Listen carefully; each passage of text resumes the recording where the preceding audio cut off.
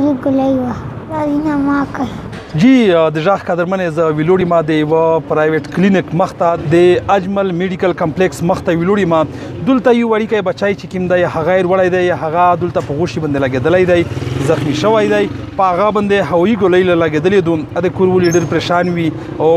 مطلب میږو د ده نه پوښتنه کړي د دغه بچي نه پوښتنه کړي چې څومره تکلیف یې تېر شه د کور یې ولونه پوښتنه کړي چې په هغه باندې څومره تکلیف تېر شه علي پله تران دی کړی ګولۍ غوږ مې ولګېده او یې ګولۍ وه ډاکټره مې میډیسن وکړه سخت تکلیف دی راځینه ما کوي دا هغه علي میر د مغولخیل کلي سره تعلق لري د شهید الله بچی دی نو دی ابل عارض ګایز وختي د کور مخته ترانجې تر وتلې وي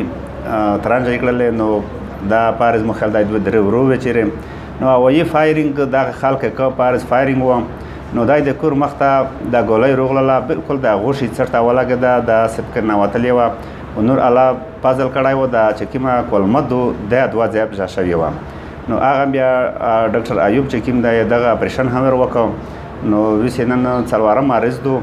چې دا پروتای نو مو دا خلک ته دا اپیل دی خوست مې دی چې د خدای د پوره دا هوایي ډازي نه دا ما په ورو کې کوي ما په ایدي نه کوي په یک یوه مکایمه کوي ځکه چې بودي زیوته شوه نو که دا هوایي ډازي نه په دا رنګ شي دا ګولۍ چې پورته لوړه شي کور ته خامخا ځي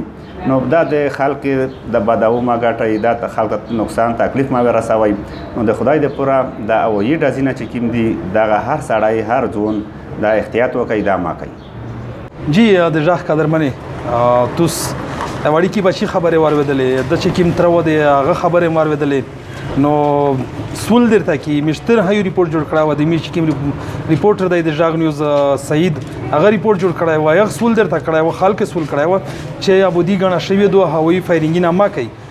پولیس ته هم په چار دو چې په کوم داسې ځای کې کله هوایي فایرینګ شي نو په هغه باندې دی چاپی اچوي او هغه چې کوم ولته د دوی خپله قانوني کاروایي دو هغه قانوني کاروایي دی ولته خامخا کو دغه چې کومې خطرناکې ګولۍ دي دا چې میشتو سیاوته ولي دا خامخا د پوسر درېمې خامخا مځکه ته په څټ رسي دا په هغو کې ورکېږي نه او بیا دا د علي غوندې خوږه ګلون چې کوم دي